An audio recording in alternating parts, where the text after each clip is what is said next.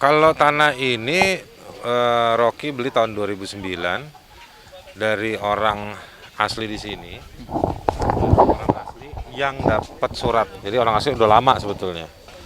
Nah, dapat suratnya dari tahun 60 gitu. Nah, itu kan terkait dengan kebijakan ini ya, apa reforma agraria waktu tahun 60-an itu.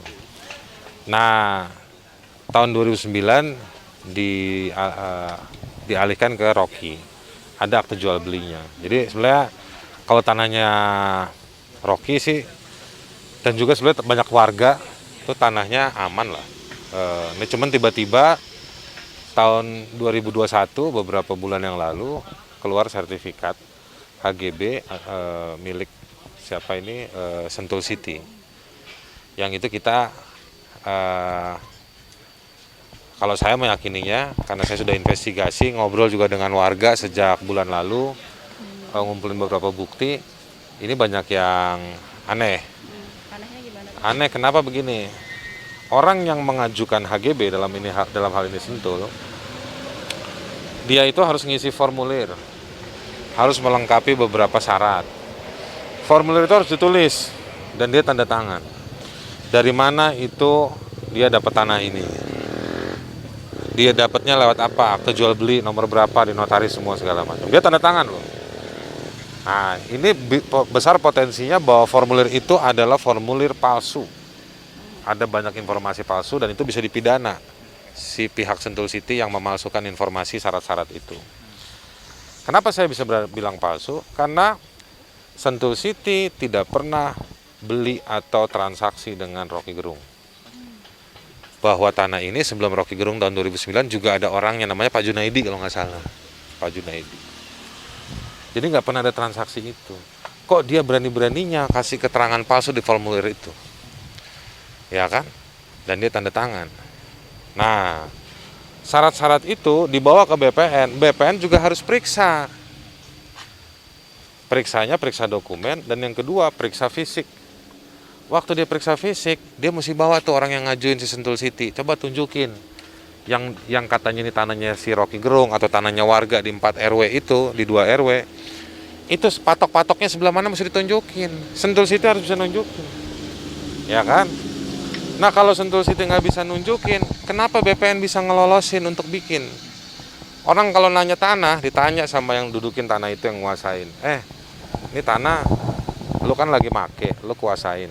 Ini tanah lu punya, lu pakai ini karena lu punya atau bukan? Kalau bukan, ya kan, atau suratnya apa? Rocky Gerung dan warga nggak pernah ditanya. Nggak pernah ditanya. Kalau dia bilang nembak satelit dari Amerika juga bisa nembak satelit, ya kan? Satelit itu titik koordinat, dia hanya bukti lokasi, bukan bukti kepemilikan. Nah, jadi Rocky Gerung nggak pernah ditanya, warga nggak pernah ditanya, nggak pernah datang ke lokasi, kok tiba-tiba bisa ada HGB? Berarti BPN terlibat, BPN Bogor yang menerbitkan sertifikat itu terlibat dalam memunculkan sertifikat palsu. Saya nyebutnya sertifikat palsu, aspal. Asli, tapi syaratnya sama prosedurnya itu banyak menerabas aturan-aturan hukum. Nah, sekarang itu tanah. Yang kedua, kalau misalnya Sentul City mau bilang dia sebagai pengembang, harus punya SK, bos. Ya kan? Waktu dia ngajuin SK, pemerintah daerahnya itu waktu dia ngeluarin itu, dia harus tahu bahwa mayoritas lokasi yang mau dikembangkan itu untuk properti harus dikuasai Sentul City. Kalau begini ceritanya kan ketahuan Sentul City nggak pernah menguasai. Kok SK-nya bisa keluar? Ya kan? Berarti itu SK-nya itu juga SK aspal. Ya kan? Yang ngeluarin pejabatnya tapi syarat-syaratnya tidak terpenuhi. Yang ketiga, kita tahu Switeng itu pemilik Sentul itu track record-nya seperti apa. Ya kan? Pernah nyolong, ditangkap KPK, kayak gitu. Jadi menurut saya itu dari sisi hukumnya dan dari sisi rencana bisnisnya. Nah, kalau dari ekosistemnya, menurut saya perlu diuji apakah rencana pengembangan itu adalah rencana yang aman untuk ekosistem atau enggak. Kan ini kan Sentul ini penyangga air Jakarta. rawan longsor dan lain-lain. Begitu ya. Lalu legalitas yang dimiliki oleh mungkin Bang Rocky dan rekan-rekan lain ini sebenarnya apa kekuatannya begitu? Garap. Dan garap itu boleh. Garap mereka nguasain fisik dan itu adalah syarat-syarat untuk disertifikat. Mestinya BPN itu datang ke sini semua ke warga sertifikatin.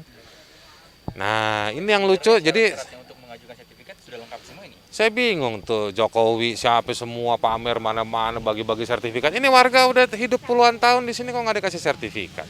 Mestinya kan dibikin PTSL.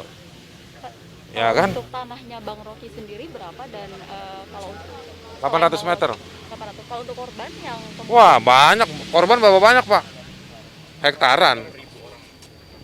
Ada 6.000 orang hidup di atas itu. Emang bisa hidup cuma di atas 2 meter doang? tapi selama Bang Rocky ada 2009 hingga tahun 2021 ini, adakah pernah kemudian BPN Nggak pernah. mendapat- Makanya tadi saya udah bilang, nggak pernah ada. atau Bang Rocky Nggak pernah punya ada. inisiatif gitu Nggak untuk ada. Tapi sudah itu coba untuk ajukan. Pernah Rocky ngajuin sertifikat, cuman memang karena birokratis, ya kan ngerti zaman dulu orang kalau ngurus surat tanah gimana. Ya kan, suruh ke pohon, sampai di atas pohon suruh ke jurang. Nah, jadi begitu-begitu istilahnya.